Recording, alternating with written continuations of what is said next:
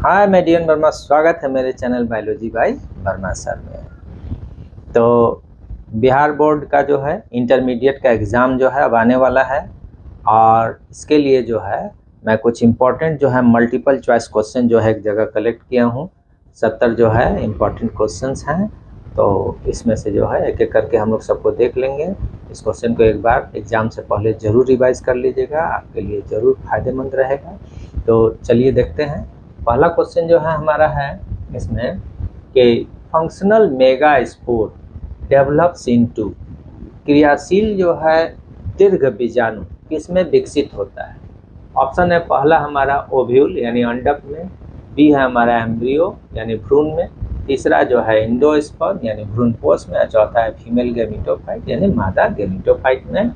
तो क्रियाशील mega spore जो है हमारा किसमें बदल जाएगा, फीमेल गैमेटोफाइट में बदल जाएगा। हम लोग जानते हैं कि जो मेगा स्पोर मदर सेल है इसमें जब मियोसिस होगा तो 4 सेल्स बनते हैं, 4 हैप्लोइड सेल्स बनते हैं, 4 मेगा स्पोर बनता है और इसमें से 3 नष्ट हो जाता है, एक ही क्रियाशील बचता है और यही डिवाइड करके पूरा एम्ब्रियो सैक यानी फीमेल गैमेटोफाइट का निर्माण करता है। तो ऑप्शन हमारा हो जाएगा डी। दूसरा क्वेश्चन हमारा है कि in human the site of fertilisation is, मनुष्य में निषेचन का स्थान कहाँ होता है। तो पहला कहता है कि junction of infundibulum and ampulla, infundibulum और एम्पुला के जंक्शन पर या उसके बीच में। दूसरा कहता है एम्पुला और स्थमस के बीच में या उसके जंक्शन पर। तीसरा कहता है कि जो स्थमस और यूटेराइन पार्ट है इसके जंक्शन में, और चौथा नन ऑफ दिस, इनमें से कोई नहीं। तो हम लोग जानते हैं कहाँ होता है फर्टिलाइजेशन, तो ये एम्पुला और स्थमस के बीच में यानी at the junction of ampulla and isthmus. तो इसका आंसर हमारा हो जाएगा बी। तीसरा क्वेश्चन हमारा है हीमोफीलिया इज, हीमोफीलिया है क्या है। 4 ऑप्शन है, इसमें से आपको बताना है क्या है। पहला है ऑटोजोमल डोमिनेंट डिसऑर्डर यानी ऑटोजोम का प्रभावी जो है डिसऑर्डर है।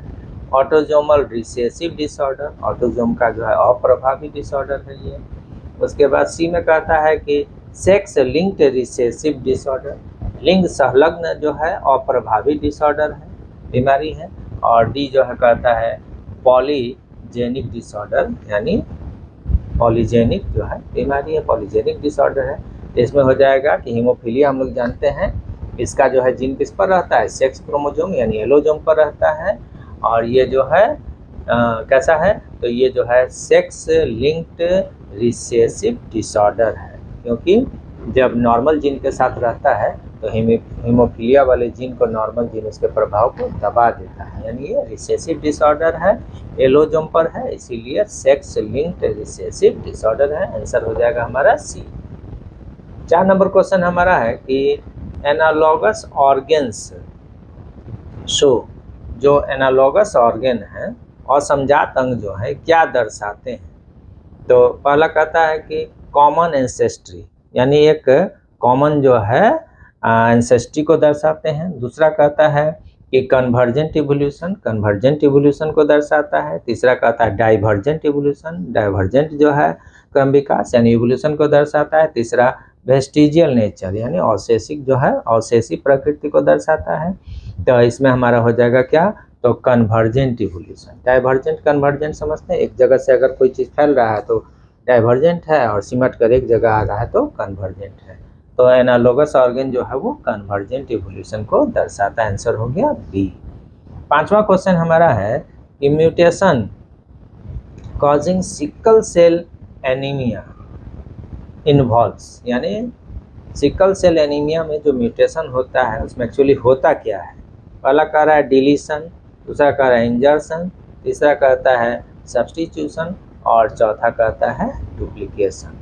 तो यहाँ हो जाएगा हमारा आंसर क्या, सब्स्टिट्यूशन, क्योंकि यहाँ पर बेस जो है एक बेस के जगह पर दूसरा जो है बेस आ जाता है, जिसके चलते हमारा एमिनो एसिड बनाने वाला जो है जो सीक्वेंस जो है हमारा चेंज हो जाता है। तो यहाँ ग्लूटामिक एसिड के जगह पर जो है वैलिन आ जाता है, तो ये सब्स्टिट्यूशन के कारण होता है। तो ये हमारा आंसर हो गया सी यानी सब्स्टिट्यूशन। 6ठा क्वेश्चन हमारा है कि वैक्सीन वर्क्स बाय, वैक्सीन कैसे काम करता है। पहला ऑप्शन कहता है कि बाय किलिंग पैथोजेंस, पैथोजेंस यानी रोगाणु को मार कर। दूसरा कहता है डिक्रीजिंग टेम्परेचर यानी तापमान को घटाकर। तीसरा कहता है एक्टिवेटिंग इम्यून सिस्टम यानी हम लोग का जो रोधी तंत्र है उसको सक्रिय बनाकर। और चौथा कहता है कि कैसे, तो चौथा इसमें डी में ऑप्शन है हमारा प्रोड्यूसिंग एंटीबायोटिक्स। तो ध्यान देना है यहाँ एंटीबायोटिक्स है, एंटीबॉडी नहीं है, इसीलिए यहाँ पर हमारा आंसर हो जाएगा क्या, एक्टिवेटिंग इम्यून सिस्टम यानी रोधी तंत्र को सक्रिय बनाकर जो है ये करता है, काम करता है। तो 6 हो गया हमारा। 7वां नंबर क्वेश्चन हमारा है रेस्ट्रिक्शन एंजाइम। रेस्ट्रिक्शन एंजाइम जो है कट्स डीएनए एट, डीएनए को किस स्थान पर काटता है। तो कहता है कि इसमें कह रहा है कि रैंडम जो है साइट है यानी कहीं भी काट सकता है किसी भी स्थान पर। दूसरा स्पेसिफिक सीक्वेंसेस एक निश्चित क्रम को काटता है। तीसरा कहता है एंड्स वाली केवल अंत में जो है काटता है। चौथा कहता है ऑरिजिन ऑफ रेप्लिकेशन जहाँ रेप्लिकेशन की उत्पत्ति है उस स्थान पर काटता है। तो इसमें हमारा आंसर हो जाएगा कौन सा, बी हो जाएगा। ये जो है डीएनए के एक स्पेसिफिक सेगमेंट को काटता है। आंसर हो गया हमारा 20। अगला हमारा 8वां नंबर क्वेश्चन जो है कहता है कि which drug affects nervous system, कौन सा ड्रग जो है ये तंत्रिका तंत्र को प्रभावित करता है। पहला है पेनिसिलिन है, दूसरा मॉर्फिन है, तीसरा कोकेन है, चौथा एस्प्रिन है। तो इसमें हो जाएगा हमारा मॉर्फिन जो कि हमारे तंत्रिका तंत्र को प्रभावित करता है। तो 8 का आंसर हो जाएगा बी। 9 नंबर क्वेश्चन कहता है कि which gas causes global warming most, किस गैस के कारण सबसे ज़्यादा ग्लोबल वार्मिंग होता है। तो ऑप्शन में क्या क्या है, तो ऑक्सीजन है, नाइट्रोजन है, कार्बन डाइऑक्साइड है और आर्गन है। तो ग्लोबल वार्मिंग कॉज करने वाला कौन सा है, CO2 है जो कि हीट को ट्रैप कर लेता है। आंसर हो जाएगा हमारा सी, CO2।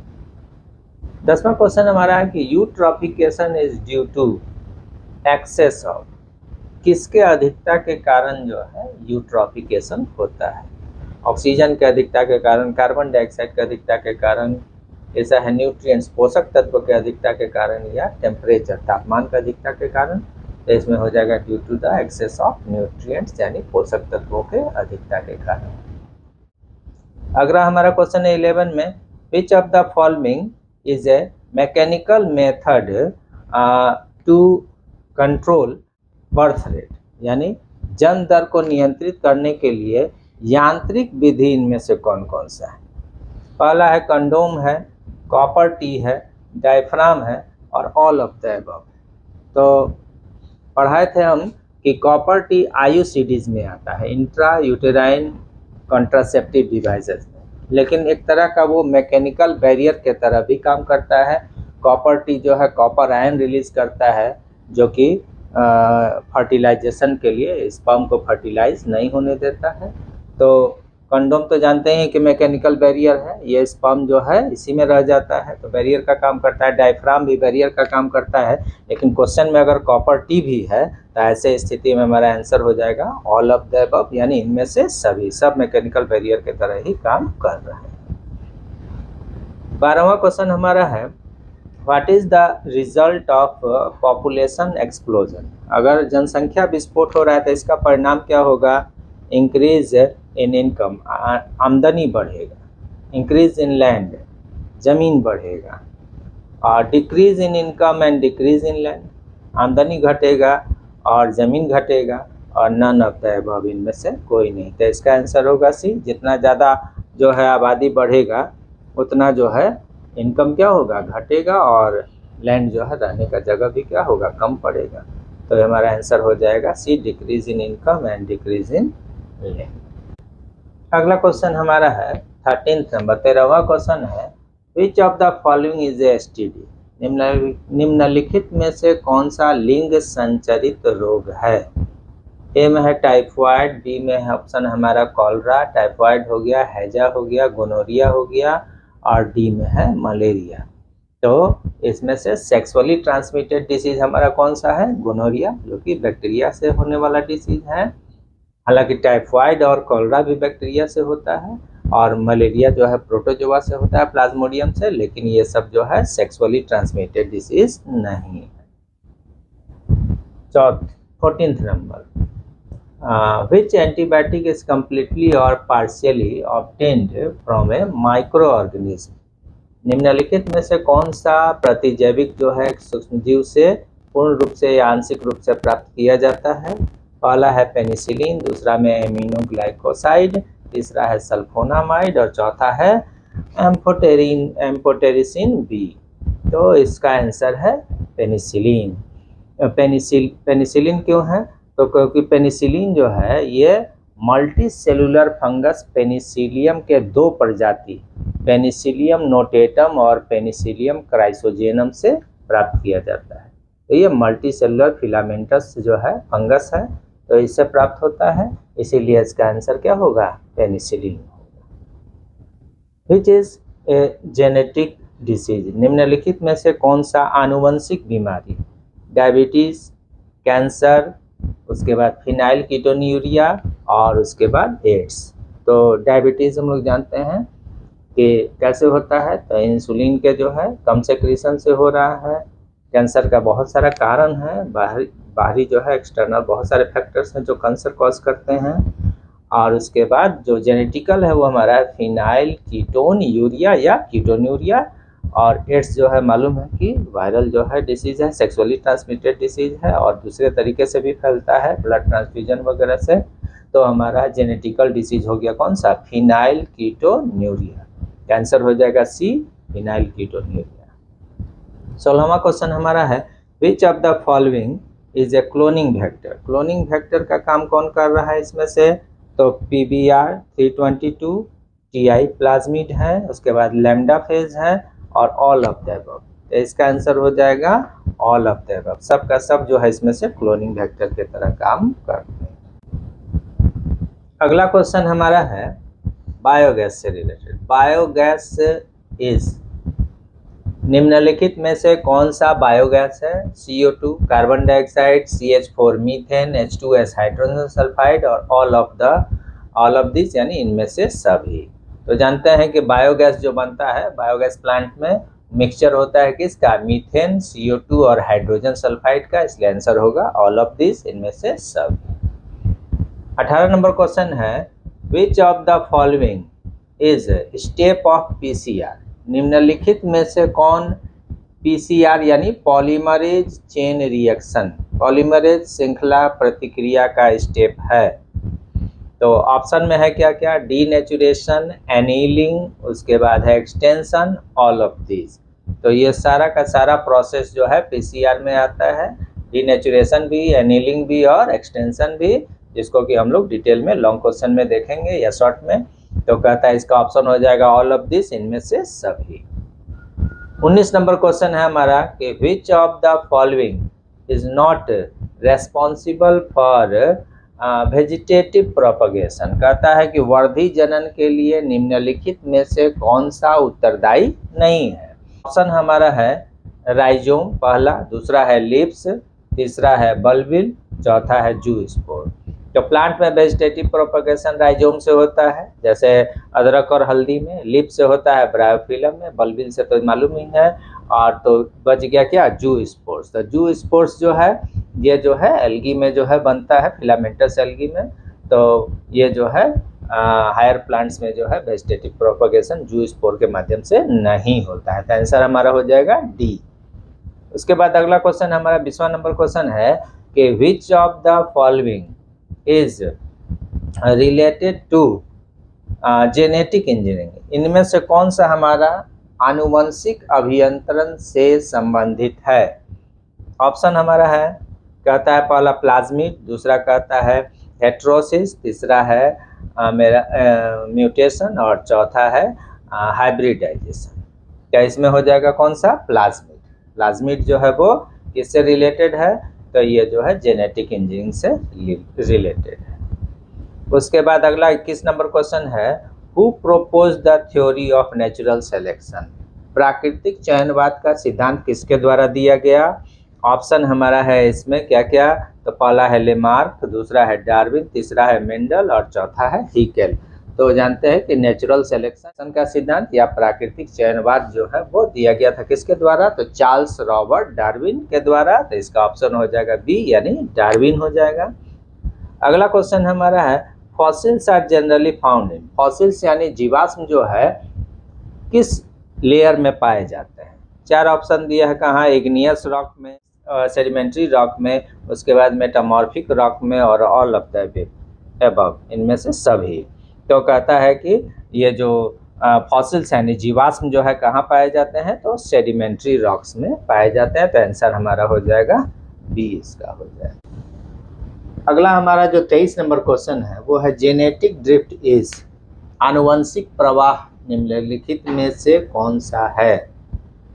पहला है change in allele frequency in A population, किसी आबादी में एलील के आवृत्ति में होने वाला परिवर्तन। उसके बाद बी में है फ्रीक्वेंसी ऑफ हाइब्रिडाइजेशन यानी प्रसंकरण की आवृत्ति। सी में हमारा है फ्रीक्वेंसी ऑफ वेरिएशन, विभिन्नता की आवृत्ति। और चौथा है ऑल ऑफ द अबव। तो इसमें पहला हमारा आंसर होगा change in allele frequency in A population, किसी आबादी में एलील के आवृत्ति में होने वाला परिवर्तन। 24 नंबर क्वेश्चन हमारा है artificial insemination can not be used in, कृत्रिम जो है वीर्य सेचन निम्नलिखित में से किसमें जो है नहीं इस्तेमाल हो सकता है। कहाँ कहाँ, एनिमल हस्बेंड्री। उसके बाद दूसरा कहता है to help a diseased women conceive, एक बीमार महिला को जो है गर्भधारण करने में। तीसरा कहता है क्रिएटिंग सीमेन बैंक, सीमेन बैंक यानी वीर्य जो है बैंक तैयार करने में। ऑल ऑफ द अबव यानी उपरोक्त सभी। तो यहाँ हमारा आंसर हो जाएगा B, to help a diseased women conceive, यानी एक बीमार महिला को अगर कंसीव करना है तो इसमें आर्टिफिशियल इंसेमिनेशन जो कृत्रिम जो है वीर्य सेचन है, ये जो है यूज जो है नहीं किया जाता है, इसका उपयोग नहीं किया जाता है। 25 जो है हमारा है which of the following is an example of extinct species, निम्नलिखित में से कौन सा विलुप्त प्रजाति जो है का उदाहरण है। पहला है ए में डोडो, दूसरा है मैंग्रोव का पौधा, तीसरा है बनियान बरगद का पौधा। नन ऑफ द अबव, उनमें से कोई नहीं। तो कहता है इसमें हो जाएगा क्या, डोडो पक्षी, जो कि बहुत पहले ही जो है विलुप्त हो गया। तो डोडो बर्ड जो है इसमें एक्सटिंक्ट स्पेसीज है। 26 जो है नंबर क्वेश्चन में कहता है which of the following is an alien और एक्सोटिक और फॉरेन स्पेसीज, इसमें से कौन सा ऐसा प्रजाति है जो कि बाहर से आया हुआ है, अपने यहाँ का प्रजाति नहीं था, दूसरे जो है जगह से भारत में चला आया। तो इसमें कहता है कि पहला है वाटर हाइसिंथ यानी जलकुंभी हो गया, दूसरा है पार्थेनियम जिसको गाजर घास भी कहते हैं, तीसरा है लेंटाना और चौथा है ऑल ऑफ द अबव। तो इसमें हो जाएगा हमारा answer all of the above, उपरोक्त सभी। ठीक है, जितना तीनों ऑप्शन है।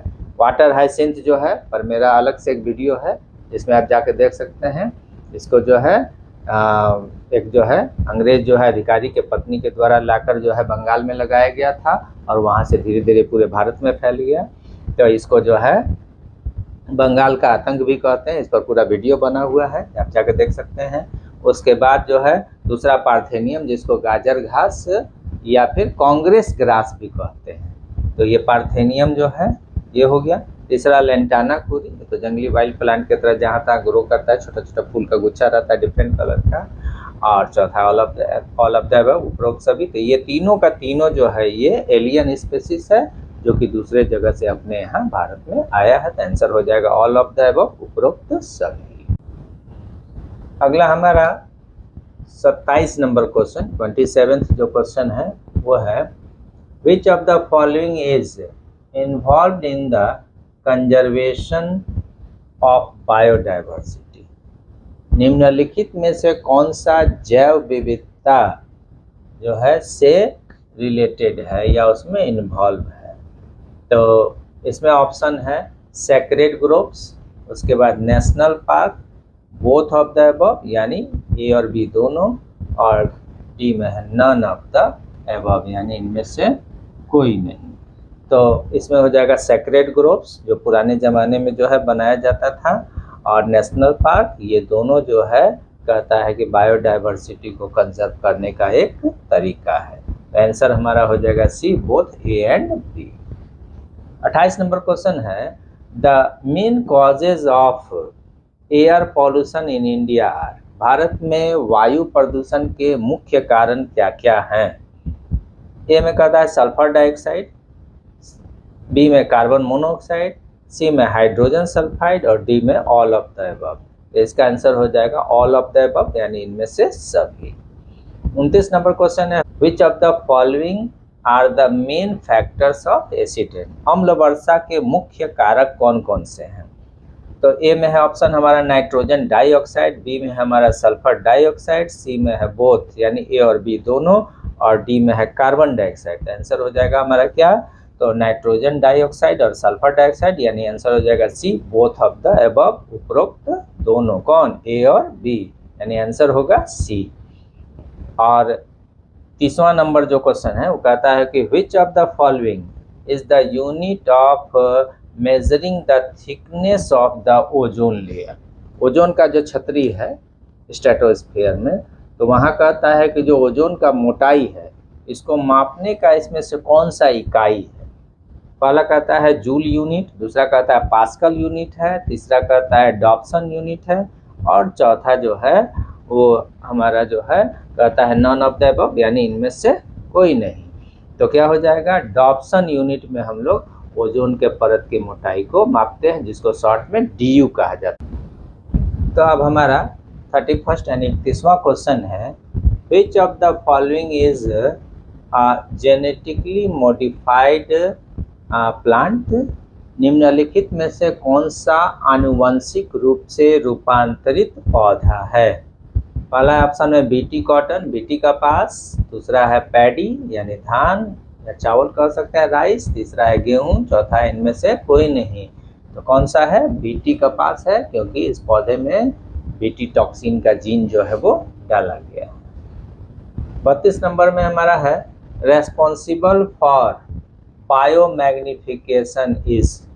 जैव आवर्धन के लिए निम्नलिखित में से कौन उत्तरदायी होता है? तो ए हो गया डीडीटी, बी में है मरकरी यानी पारा, सी में हो गया बोथ ए एंड बी यानी डीडीटी और मरकरी दोनों, और कहता है डी में CO2 कार्बन डाइऑक्साइड। तो हम लोग जानते हैं कि बायोमैग्निफिकेशन क्या है, जैव आवर्धन क्या है। तो वैसा पदार्थ जो नहीं टूटता है, नॉन बायोडिग्रेडेबल सब्सटेंस जो है, ये डिफरेंट ट्रॉपिक लेवल्स में जाकर जमा हो जाता है, तो इस प्रक्रिया को हम लोग बायोमैग्निफिकेशन कहते हैं। और जो टॉप कंज्यूमर होगा उसमें सबसे ज़्यादा जो है ये होगा। तो इसमें नॉन बायोडिग्रेडेबल कौन है? हमारा डीडीटी। इसका उपयोग बहुत पहले ही जो है छिड़काव वगैरह बंद कर दिया गया है। तो डीडीटी जो है नॉन बायोडिग्रेडेबल सब्सटेंस है, इसीलिए बायोमैग्निफिकेशन किसके कारण होता है? मेनली डीडीटी के कारण। और 33 नंबर क्वेश्चन हम लोग का है कौन सा? तो माइकोराइजा इज। माइकोराइजा क्या है? तो माइको मीन्स होता है कवक फंजाई, राइजा मतलब रूट। तो कहता है क्वेश्चन हमारा कि माइकोराइजा क्या है? ए में पैरासिटिज्म, कैसा एसोसिएशन है ये? तो कहता है कि परजीविता है, सिम्बियोसिस या म्यूचुअलिज्म सहजीवता है, या फिर कहता है ऑटोट्रॉप है यानी स्वयंपोषी है, या फिर कहता है डिकम्पोजिशन है यानी अपघटन है। तो इसमें हो जाएगा हमारा सिम्बियोसिस, यानी जो कवक है ये हायर प्लांट्स के जो है जड़ के साथ सिम्बियोटिक एसोसिएशन बनाता है, जिसमें दोनों को एक दूसरे से लाभ होता है। तो कहता है हमारा आंसर हो गया सिम्बियोसिस, सहजीविता। ठीक है। और उसके बाद कहता है 34 नंबर क्वेश्चन जो हमारा है, कह रहा है कि how are the pyramids of energy. ऊर्जा का पिरामिड जो है कैसा होता है? हमेशा जो है सीधा होगा, हमेशा उल्टा होगा, दोनों हो सकता है ए और बी, और इनमें से कोई नहीं। तो क्या होगा? हमेशा जो है ये सीधा होगा। जब भी होगा, क्योंकि जानते हैं लॉ ऑफ 10% से कि प्रोड्यूसर से जब हम लोग टर्सरी कंज्यूमर तक जाएंगे तो 10% एनर्जी जो है ऊपर वाले को उपलब्ध होता है। तो धीरे धीरे एनर्जी घटते जा रहा है, तो बेस पे एनर्जी ज़्यादा है और ऊपर जो है एनर्जी कम है, तो हमेशा अपराइट ही मिलेगा। उसके बाद अगला क्वेश्चन हमारा 35 है, कि which of the following is a non food crop, कौन सा इसमें से ऐसा फसल है जो कि फूड के रूप में इस्तेमाल, भोजन के रूप में इस्तेमाल नहीं होता है। धान या चावल करते हैं, गेहूं करते हैं, मेज ये भी जो है खाया जाता है फूड के रूप में, जूट का रेशा प्रदान करता है तो रेशा वाला पौधा है, तो इसलिए इसका आंसर हो जाएगा हमारा जूट।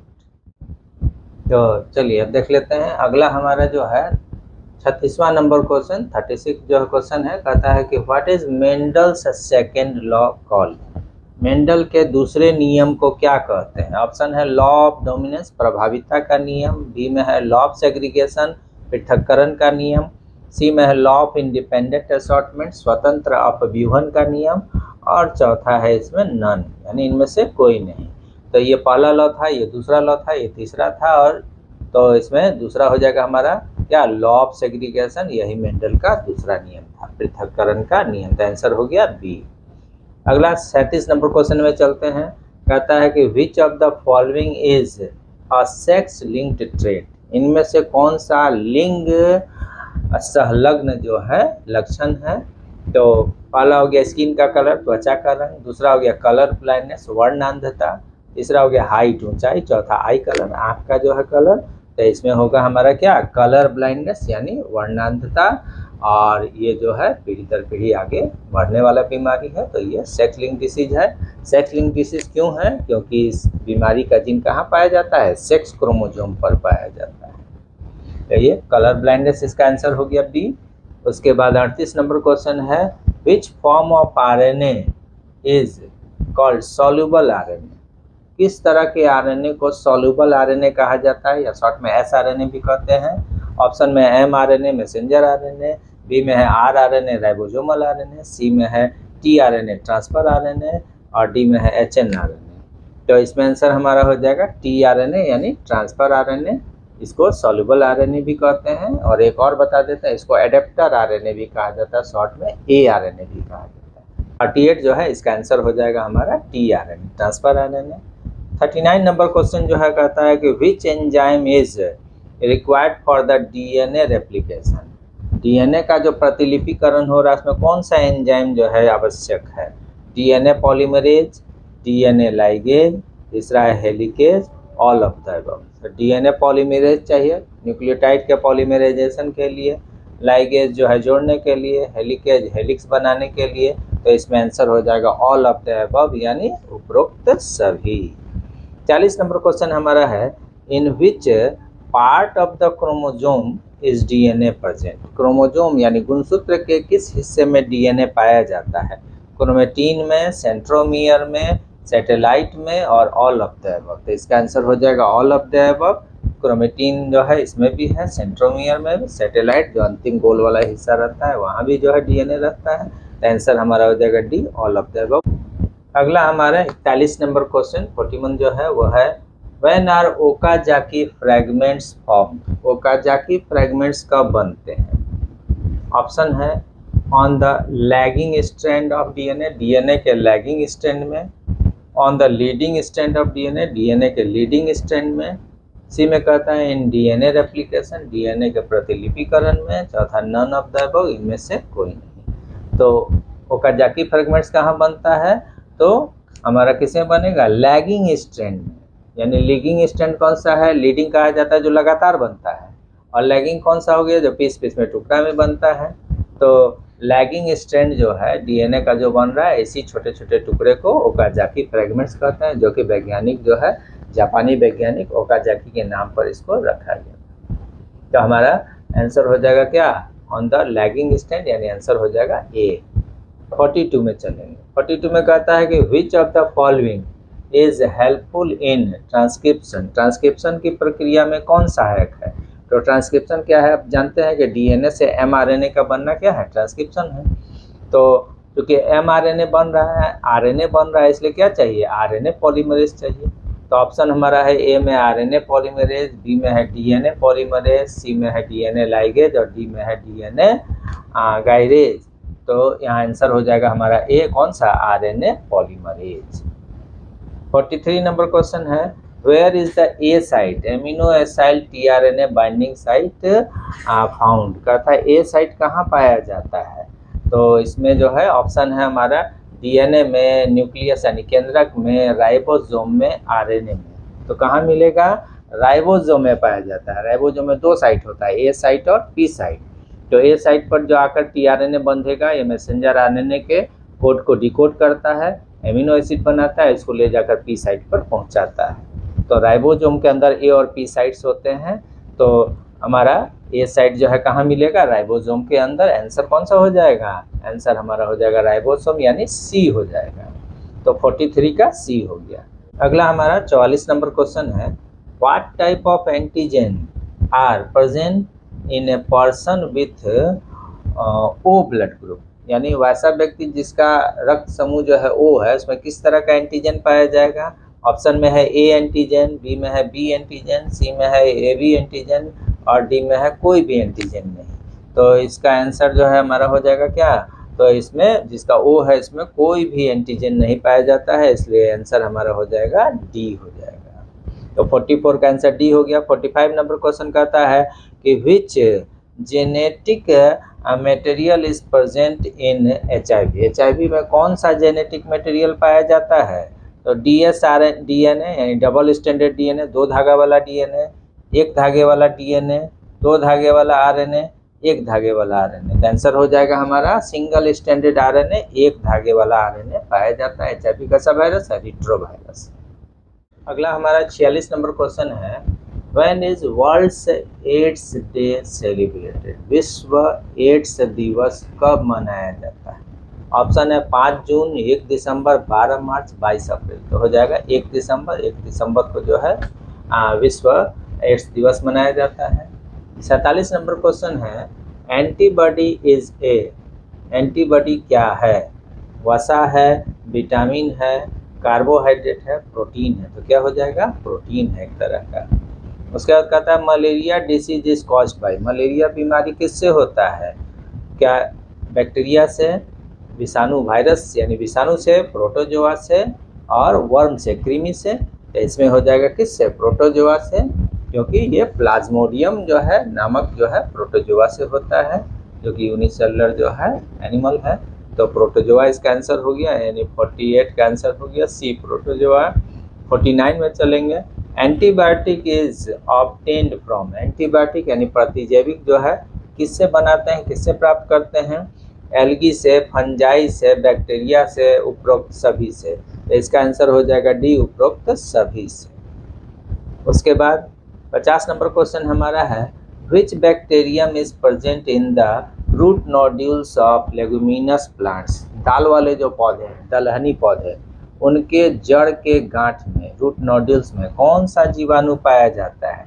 एजिटोबैक्टर, उसके बाद है बैसिलस, उसके बाद है राइजोबियम, उसके बाद है माइकोप्लाज्मा। तो हो जाएगा कौन सा? राइजोबियम, जो कि सिम्बियोटिक एसोसिएशन बना के रहता है और नाइट्रोजन फिक्सेशन में मदद करता है।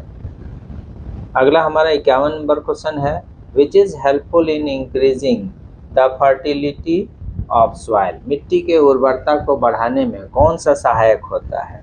यूरिया, बी में है काउडंग मैन्योर यानी गाय के गोबर से बना हुआ प्राकृतिक खाद, उसके बाद है बायो फर्टिलाइजर जैव उर्वरक, और डी में है ऑल ऑफ द अबव उपरोक्त सभी। तो इसका आंसर हो जाएगा उपरोक्त सभी, क्योंकि सब का सब जो है ये फर्टिलिटी को बढ़ाता है। अगला हमारा जो क्वेश्चन है 52 नंबर क्वेश्चन है, कहता है कि which of the following is produced by fungi. निम्नलिखित में से किसका उत्पादन कवक के द्वारा होता है? पहला हो गया इथानॉल यानी इथाइल अल्कोहल, दूसरा है कर्ड यानी दही, तीसरा है एंटीबायोटिक प्रतिजैविक, चौथा है नन ऑफ द अबव, इनमें से कोई नहीं। तो इसमें से किसका जो है उत्पादन कवक से होता है? एंटीबायोटिक जो है वो कवक से होगा।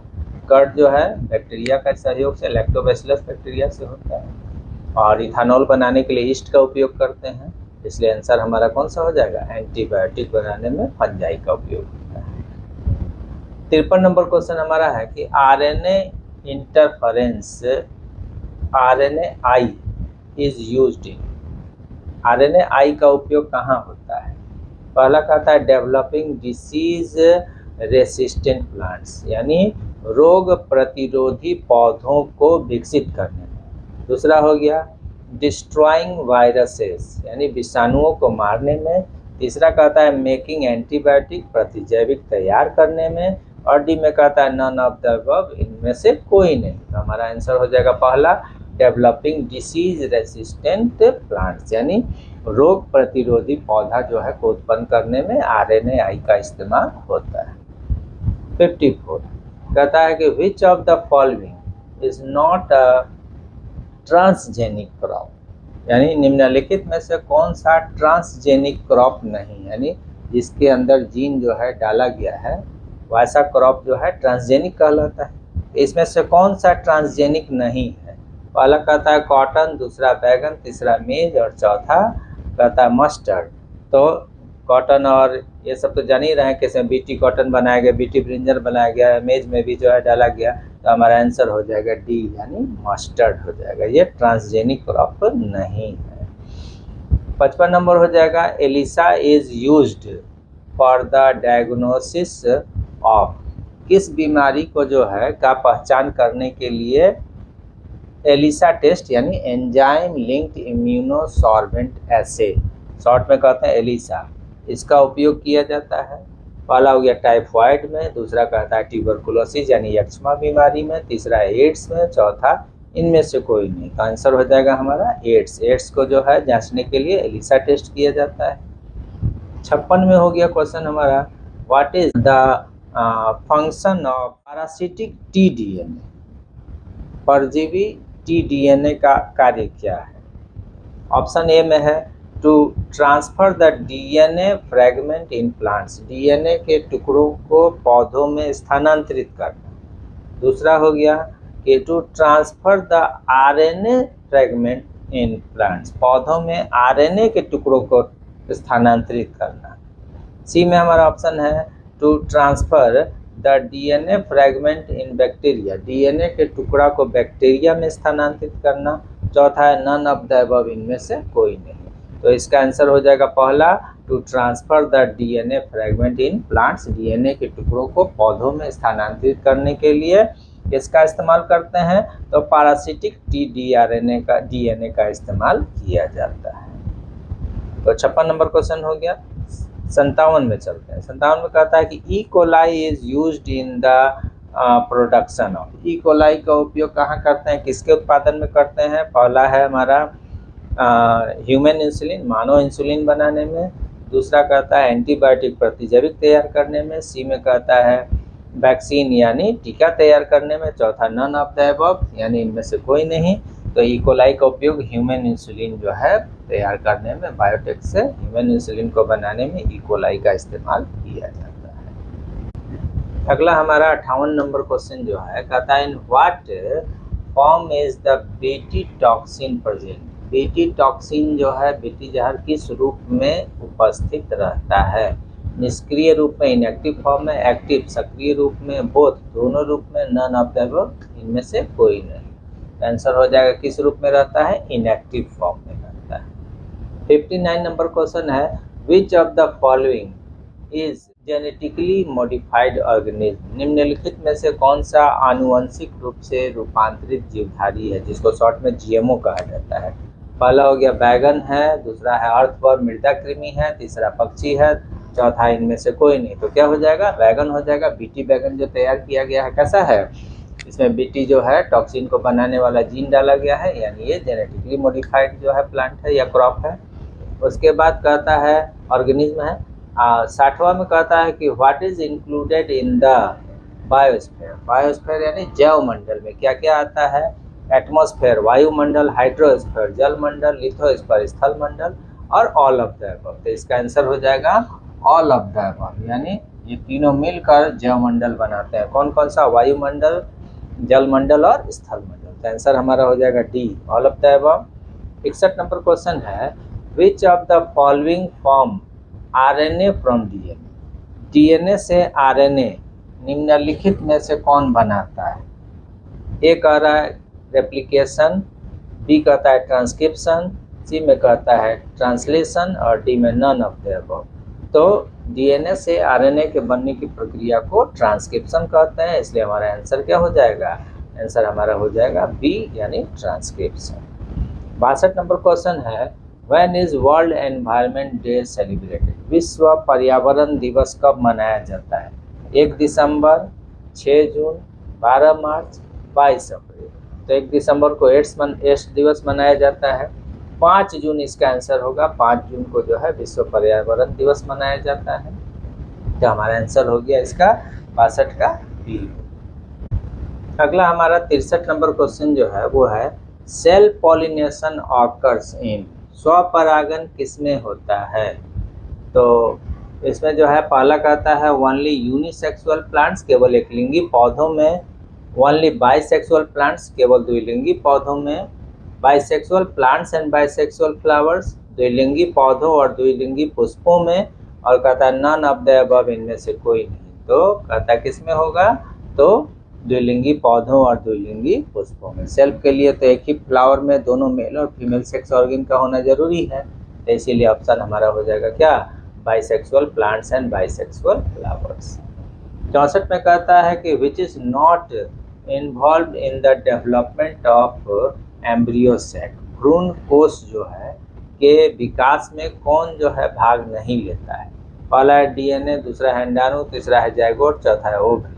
तो इसमें हो जाएगा जाइगोट, क्योंकि जाइगोट जो है एम्ब्रियो सैक बन जाने के बाद फर्टिलाइजेशन जब होता है तब ये बनता है, तो ये इसमें भाग नहीं ले रहा है। 65 नंबर क्वेश्चन है, which of the following is involve in sex determination? लिंग निर्धारण में कौन भाग लेता है? पहला है डीएनए, दूसरा है आरएनए, तीसरा है क्रोमोसोम, चौथा है एमआरएनए। तो इसमें हो जाएगा कौन? क्रोमोसोम भाग लेता है। और अगला क्वेश्चन हमारा 66 नंबर क्वेश्चन है, what is the number of chromosome in Turner syndrome? Turner syndrome में गुणसूत्र की संख्या कितनी होती है? ऑप्शन है क्या क्या? तो ऑप्शन है हमारा 45, 47, 46 और 44। तो टर्नर सिंड्रोम में एक क्रोमोसोम घट जाता है, क्या हो जाएगा? 45। आंसर हो जाएगा बी। 67 नंबर क्वेश्चन हमारा है कि म्यूटेशन इज, उत्परिवर्तन क्या है? ए में कहता है सडन जेनेटिक जो है चेंज, अचानक आनुवांशिक परिवर्तन हो गया। बी में कहता है चेंज इन जीन, जीन में परिवर्तन हो गया। बोथ ऑफ द अबव, ए और बी दोनों। और डी में कहता है नन ऑफ द अबव, इनमें से कोई नहीं। तो हमारा आंसर हो जाएगा सी, दोनों, ए और बी। तो 68 नंबर क्वेश्चन हमारा है, which of the following is a genetic carrier? इसमें से आनुवांशिक वाहक कौन सा है? MRNA, messenger RNA, tRNA, transfer RNA, rRNA, ribosomal RNA और डीएनए। तो जीन को कैरी करने वाला कौन सा है? डीएनए है। डीएनए का फंक्शनल सेगमेंट ही क्या है? जीन है। तो इसीलिए कहता है जेनेटिक कैरियर कौन है? डीएनए। आंसर हो जाएगा डी। 69 कहता है कि in Mendel's experiment which is the F1 generation? Mendel के एक्सपेरिमेंट में F1 जनरेशन किसको कहते हैं? First filial generation, second filial generation, third filial generation, इनमें से कोई नहीं। तो F1 जो लगाया गया इसीलिए लगाया ही गया है कि फर्स्ट फिलियल जनरेशन। तो आंसर हमारा हो जाएगा ए, 69 का A, first filial generation. 70 number question जो है अंतिम क्वेश्चन हमारा एमसीक्यू का जो है वो है कि which of the following is not a genetic disease? निम्नलिखित में से कौन सा अनुवांशिक बीमारी नहीं है? ए में कहता है कॉलरा, बी में कह रहा है हीमोफीलिया, सी में सिस्टिक फाइब्रोसा और डी में फिनाइल कीटोन्यूरिया। तो हम लोग पढ़े हैं कि हीमोफीलिया जो है ये अनुवांशिक डिसीज है, पीढ़ी दर पीढ़ी आगे बढ़ता है। सिस्टिक फाइब्रोसा भी जेनेटिकल डिसीज है, फिनाइल कीटोन्यूरिया भी है। कॉलरा जो है ये पीढ़ी दर पीढ़ी आगे नहीं बढ़ता है, इसलिए इसका आंसर हो जाएगा ए। तो 70 का हो गया ए। तो हम लोग देखें कि ये जो 70 क्वेश्चन है आपके जो है आने वाले इस एग्ज़ाम के लिए बहुत ही महत्वपूर्ण है। इसमें से अधिकांश क्वेश्चन, तो मैं तो बार बार यही कहूँगा कि एग्ज़ाम में जाने से पहले इसको ज़रूर एक बार देख लीजिएगा। और अगर आपको मेरा वीडियो अच्छा लगा हो तो वीडियो को लाइक कीजिए, ज़्यादा से ज़्यादा शेयर कीजिए अपने दोस्तों में। और अगर आप मेरे चैनल पर नए हैं तो जल्दी से जाकर चैनल को सब्सक्राइब कर लीजिए। अपना ध्यान रखिए, स्वस्थ रहिए, मस्त रहिए। धन्यवाद।